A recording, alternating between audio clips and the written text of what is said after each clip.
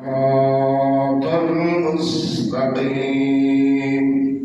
صراط الذين أنعمت يا واسع الكرم يا رب بالمصطفى بلغ مقاصدنا واغفر لنا ما مضى يا واسع الكرم رب اشرح لي صدري ويسر لي أمري واحلل عقدة من لساني يفقهوا قولي قال المصنف رحمه الله تعالى به ونفعنا به وبعلومه في الدارين آمين. Alhamdulillah wa syukurillah para jamaah sekalian, jamaah Masjid Darussalam, jamaah sholat subuh, jamaah kuliah subuh. Alhamdulillah wa syukurillah, Allah takdirkan kita kekuatan istiqomah. Sekali lagi Allah alhamdulillah kita ditakdirkan oleh Allah istiqomah dalam melaksanakan berbagai amaliyah ibadah kita kepada Allah, baik yang wajib maupun yang sunnah. Tentu saja berharap mudah-mudahan berbagai amaliyah ibadah ini senantiasa mendapatkan rahmat dan ridho. Amal ibadah kita diterima di sisi Allah Subhanahu wa taala. Insyaallah dengan keberkahan ibadah itu, apa yang menjadi hajat-hajat kita, keinginan-keinginan kita, anak-anak kita, keluarga kita senantiasa diberi kemudahan oleh Allah Subhanahu wa taala. Karena orang yang istiqomah dalam ibadah itu tergolong orang-orang yang min ibadikal muttaqin, termasuk hamba-hamba yang senantiasa taat kepada Allah Subhanahu wa taala. Taat dalam artian imtithalu awamirillah wajtinabun nawahihi, melaksanakan kewajiban-kewajiban kita kepada Allah, melaksanakan perintahnya, berupaya untuk menghindari apa yang dilarang oleh Allah Subhanahu wa taala, sekaligus melaksanakan berbagai kesunahan-kesunahan yang disunahkan oleh Rasulullah Muhammad sallallahu alaihi wasallam dan menghindari apa yang disegah oleh Rasulullah Muhammad sallallahu alaihi wasallam. Barang siapa yang mengikuti Rasul faqad ata Allah, siapa yang taat kepada Rasulullah maka ia termasuk taat kepada Allah Subhanahu wa taala. Wa man yattaqillaha yaj'al lahu makhraja wa yarzuqhu min ghairi la yahtasib wa man yatawakkal 'ala Allah fa huwa hasbuh innallaha balighu amri qad ja'ala Allahu likulli syai'in qadra. Nah, para jamaah sekalian, kita meyakini bahwa kemampuan kita, keistiqomahan kita dalam melaksanakan berbagai kebaikan-kebaikan itu tidak lain atas ma'unah pertolongan Allah Subhanahu wa taala. Siapa yang istiqomah dalam ibadah akan diberikan jalan keluar terhadap problematika apapun dalam kehidupan ini, terhadap diri kita, terhadap keluarga kita, terhadap anak-anak cucu kita, dan Allah akan berikan rezeki yang tak terduga tanpa kita sangka. Kuncinya adalah istiqomah dalam beribadah kepada Allah Subhanahu wa taala. Salatnya istiqomah, tidak koro-koro, tidak kadang-kadang. Jamaahnya istiqomah, tidak kebetulan. Baca Qur'annya juga demikian, salat-salat sunnahnya juga demikian. Ada yang sedekahnya istiqomah. Kita melihat selalu masuk masjid mendekati kota amal, istiqomah. Soal 1000, soal 2000, soal 10.000 itu soal lain. Tapi ayo khususnya pada saya dan bisa menjaga keistiqomahan ini dimanapun kita. Kalau lagi di mall pas waktu maghrib, karena sudah istiqomah jamaah di mall. Suatu ketika saya ditunjuk jadi imam di mall. Artinya apa? Keistiqomahan ini satu sisi atas pertolongan Allah, sisi lain ada keinginan dari kita. Keinginan dari kita, ada iradah mulia dari kita. Maka sekali lagi keistiqomahan ini sangat penting bagi kita. Nah, para jamaah sekalian, pagi ini saya ada 3 hal yang ingin kami sampaikan. mengingatkan kembali tanggung jawab kita kepada anak-anak kita, tanggung jawab kita kepada keluarga kita. Allah berfirman, Bismillahirrahmanirrahim, Ya ayyuhalladzina amanu qu anfusakum wa ahlikum nar. Para jamaah sekalian, khususnya kepada anak-anak kita yang masih sekolah di usia belajar, ada hasil survei mengatakan bahwa saat ini kecenderungan lebih dari 60% anak-anak usia sekolah itu sudah malas sekolah. Ibu, Pak, hampir 60% itu anak-anak usia sekolah malas sekolah, malas belajar. Kira-kira ngerasa nggak, Pak? Anak-anak usia misalnya Adlan, ini cucunya Pak Muhyar, Fahmi ini cucunya Pak Muhyar, cucu siapa lagi? Dan ini kelompok yang hampir 60% anak-anak malas sekolah ini ternyata kelompok garis di bawah, ya kelompok menengah ke bawah, kelompok menengah ke bawah.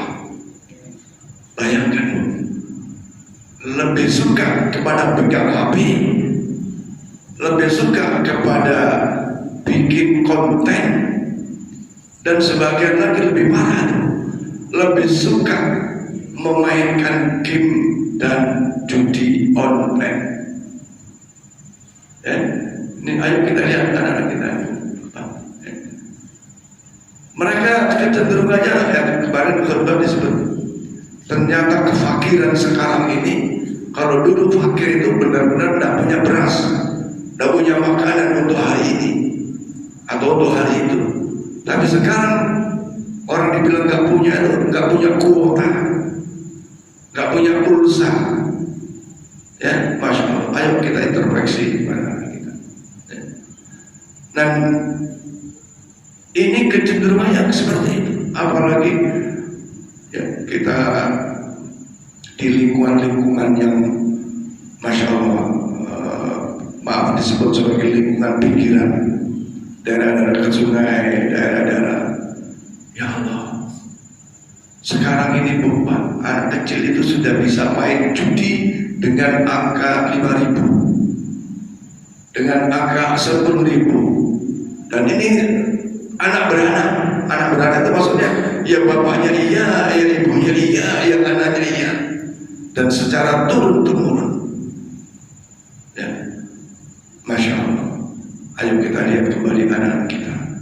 Ini tanggung jawab kita. Ya ayyuhalladzina amanu la tulhikum amwalukum wala auladukum an dzikrillah wa may yaf'al dzalika fa ulaika humul khasirun. Wahai orang-orang beriman, jangan kalian terjerumus, terperosok ke dalam satu keadaan di mana karena hartamu, karena anak-anakmu, engkau lalaikan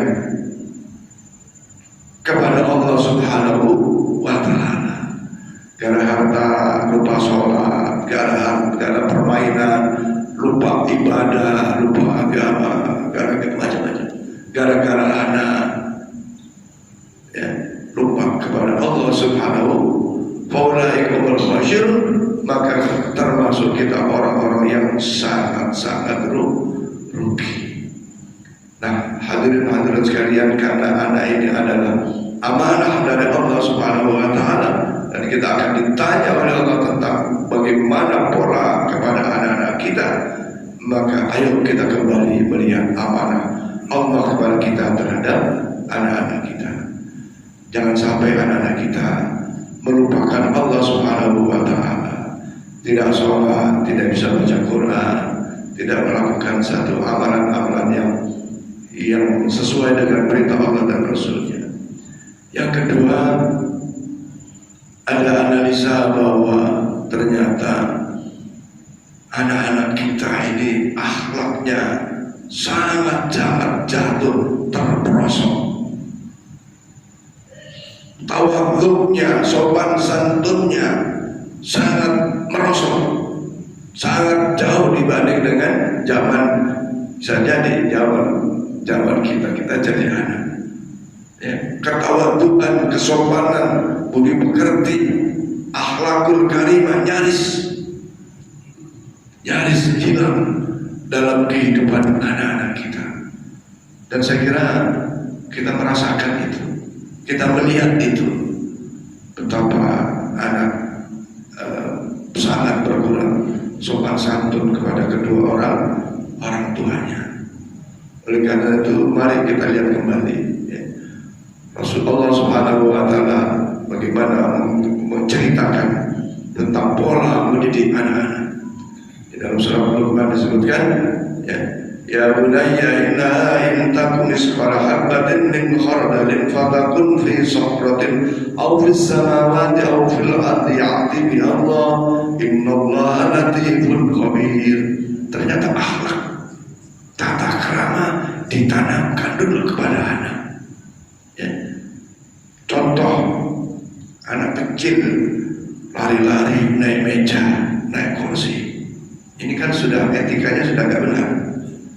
Tanpa diajarkan agama dulu, dan diajarkan ngaji dulu, dan diajarkan sholat dulu, tapi tidak boleh naik meja itu, tidak boleh di depan orang tua lari-lari, tidak boleh naik gitu.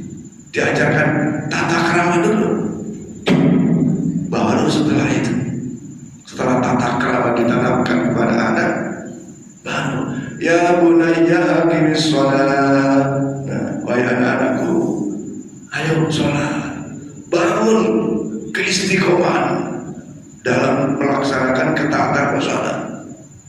Setelah sholat dulu.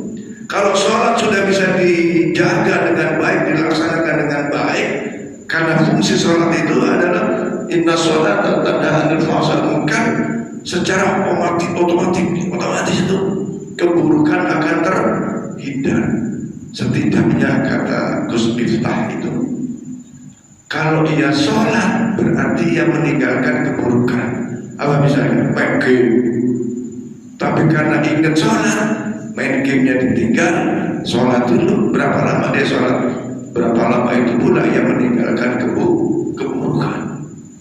Setelah sholat dijaga dengan baik ya, saya sering di sini misalnya Pak siapa namanya itu, Pak Firman, mana Pak Firman si Jibril, dia kan diajak sholat subuh. Yang sering lagi Pak Bari mana sholat, Faras mana? Ditanya, saya tanya, kenapa begitu berhasil dia mengendalikan anaknya untuk ikut sholat jamaah subuh lagi? Memang ya kesian, tapi harus jalan dari awal. Ada bapak-bapak ahli masjid, sudah jam 7 anaknya tidak sholat, dari bangunin. Dari kecil Pak, dari kecil. Kebiasaan itu harus dari kecil. Sering kita, dan ahli pendidikan mengatakan mendidik yang terbaik dari kecil. Kalau dari besar itu seperti melukis di atas air, susah. Ada yang bilang kan memang belum balik, justru sebelum balik itu sudah diajari. Ya, saya tanya, sholat itu menjadi penting. Setelah sholat dijaga, maka akhir sholat wa'mur bil ma'ruf, ayo diajak kepada kebaikan, diajak kebaikan, hal-hal yang baik diajarkan kepada mereka. Minum dengan tangan kanan, misalnya gitu. Jangan makan sambil jalan, jangan makan sambil berdiri misalnya. Ini kan akhlak kebaikan ya. Setelah itu wanha 'anil munkar, dicegah untuk melakukan tindakan-tindakan yang melawan hukum, tindakan-tindakan yang melawan syariat agama. Dan kata Allah Subhanahu wa Ta'ala, dzalika min azmil umur, itu yang sangat-sangat penting, perkara yang sangat penting. Jangan anak kecil sudah diajari sepeda motor. Boleh, kalau boleh sih boleh aja, tapi lihat ada nggak manfaatnya. motor sih? Asal punya motor gua apa? Bukan dilarang, tapi menempatkan ajaran kepada anak itu sesuai kebutuhan dan masanya. Jangan salah menerapkan pola dalam mendidik. Sebelum saya dan kita semua rugi. Hadirin hadirat sekalian, banyak testimoni orang-orang yang berhasil mendidik anak-anaknya. Kuncinya adalah istiqomah dalam mendidiknya, tidak kolok-kolok dalam belajarnya. Ya, dalam belajarnya ini harus dilihat. Saya sering nanya anak-anak, kamu dapat angka 10 belum? Ada angka 100? Nggak ada, Pak Ustaz. Kalau dapat 100 saya kasih hadiah. Ada anak-anak kita saya motivasi seperti itu. Setelah dapat rapot kemarin saya tanya, nggak ada, Pak Ustaz, 100. Yang paling tinggi berapa? 85. Paling rendah berapa? 65. Saya mau tanya, ada nggak Bapak Ibu yang nanya anaknya tentang hasil-hasil pulangan anaknya? Karena nggak mau, nggak peduli. Ada nggak yang ranking? Oh ada, Pak. Ternyata siapa namanya? Faham ini ranking 1. Saya bilang kalau ranking Bapak kasih aja. Sekedar memotivasi. Pak, sekali lagi bahaya anak-anak. Bahaya. Sekali lagi bahaya. Apalagi kita tak punya kekuatan untuk memberikan petunjuk hidayah kepada anak. Yang punya kekuatan hanya Allah. Ayo doakan anak-anak kita. Doakan anak-anak kita. Para jamaah sekalian, sekali lagi hanya sebuah testimoni yang majada wajadah. Siapa yang sungguh-sungguh mengelola, mendidik anak-anaknya dengan benar berdasarkan petunjuk Allah dan Rasulnya, dan juga norma-norma positif yang ada di lingkungan, insya Allah berhasil. Insya Allah berhasil. Dan orang tua harus semangat menanamkan kepada anak ini dengan kalau bisa ya jangan jangka panjang. Kadang bapak-bapak, ibu-ibu kan makannya susah, udahlah ala kadarnya aja.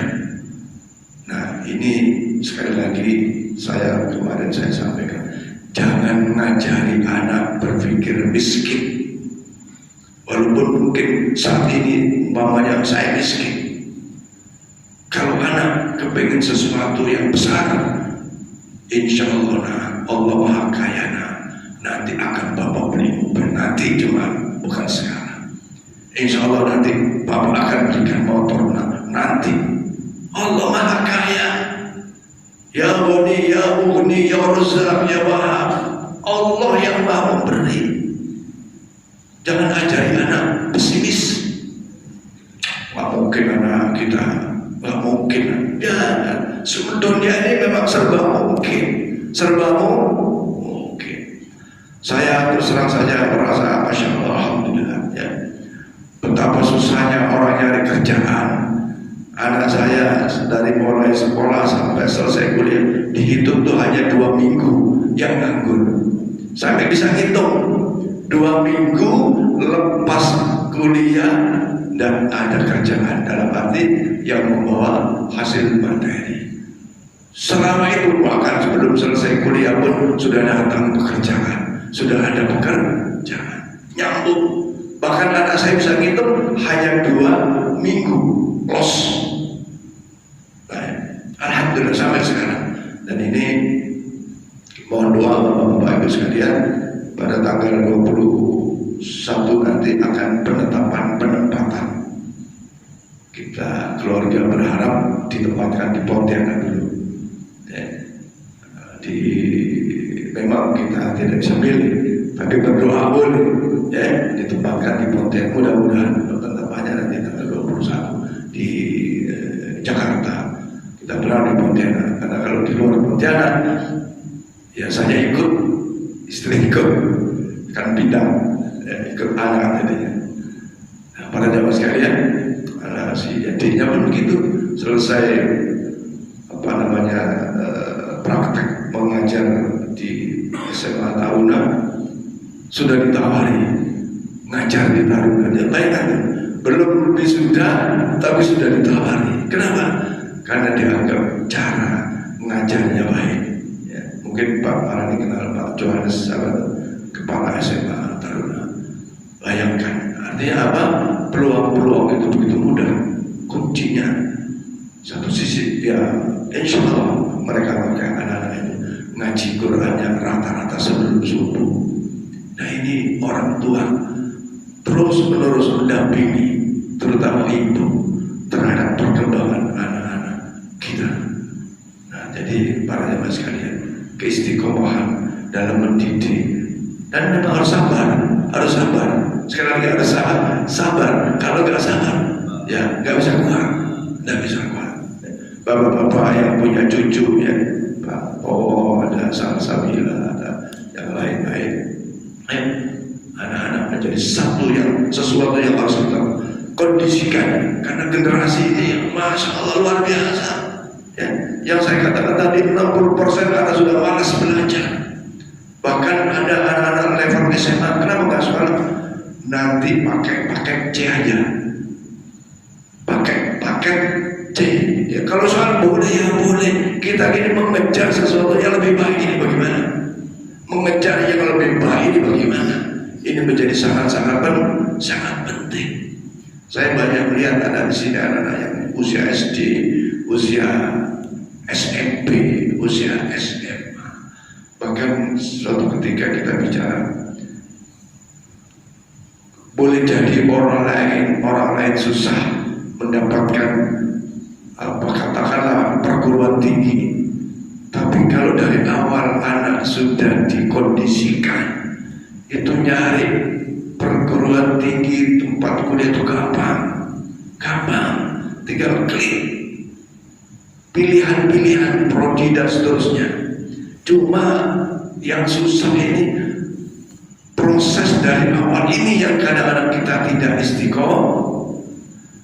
Banyak anak-anak di antara kita yang masuk perguruan tinggi lewat SMPTN, itu dilihat dari nilai rapornya pada saat masih kelas 2 SMA, boleh saya kesan 2 aja. Dan ini bukan hanya orang mampu dalam arti harta, tidak. Di Untan itu banyak anak kedokteran yang gratis. Ada yang SPP-nya hanya 500.000 per bulan. Tapi karena dari awal anaknya memang serius mau sekolah, mau kuliah, mau belajar. Lihat di situ. Maka Allah berfirman, "Qul siru fil ardi fanziru kaifa kana akibatul muttaqin." Hamba-hambaku, jalanlah di muka bumi, lihat fasiru fil ardi, apa yang terjadi. Ada yang fakana akibatul muttaqin, akibat dari orang yang bertakwa itu seperti apa? Mudah mencari kerja, mudah mencari rezeki, hidupnya serba cukup, kondisi lingkungannya baik dan seterusnya, bahkan dapat jodoh yang baik dan seterusnya. Dilihat, kita buka wawasan kita terhadap bagaimana kondisi-kondisi kehidupan. Di sisi lain, kul siru fil ardi fakana akibatul mukadzibin. Lihat tuh orang-orang yang banyak mendustakan agama seperti apa.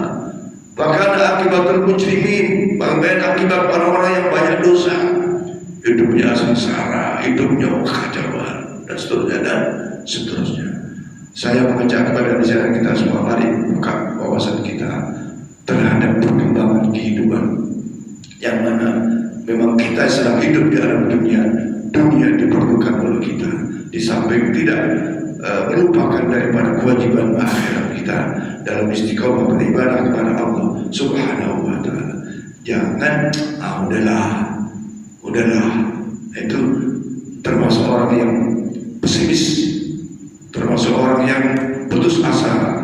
La ya'asu birrahillah, jangan berputus asa di dalam rahmat Allah Subhanahu wa ta'ala. Mudah-mudahan keluarga kita semua senantiasa dibimbing oleh Allah Subhanahu wa ta'ala, selalu dalam kebaikan, selalu dalam kebahagiaan, selalu dalam kesuksesan dan dihindarkan dari hal-hal yang tidak menyenangkan, wabil khusus para jamaah di Masjid Bab Salam.